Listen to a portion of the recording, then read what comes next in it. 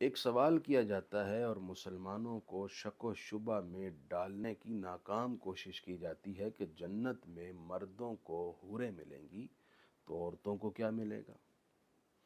اگر تو اس سوال کا مقصد یہ ہے کہ جس طرح ایک مرد کو متعدد حوریں ملیں گی تو ایک عورت کو متعدد مرد ملیں، تو یہ بڑا واہیات سا سوال ہے۔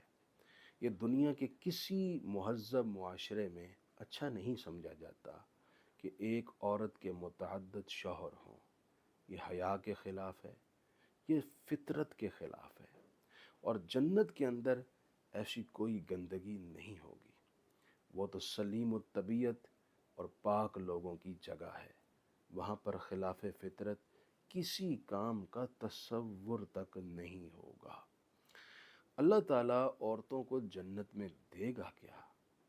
تو یہ آپ پریشان نہ ہوں، اس نے مردوں کے لیے مردوں کے لائق اور عورتوں کے لیے ان کی جنس کے لائق جو عمدہ ترین نعمتیں ہیں وہ تیار کر رکھی ہیں۔ ایک عورت کی سب سے بڑی خواہش یہ ہوتی ہے اس کو بے مثال حسن دیو مالائی جمال مل جائے۔ اللہ تعالیٰ عورت کو جنت میں ایسا حسن دے گا کہ جنت کی حوروں کا حسن بھی اس عورت جو حضور کی امتی ہے اس کے حسن کو نہیں پہنچ پائے گا۔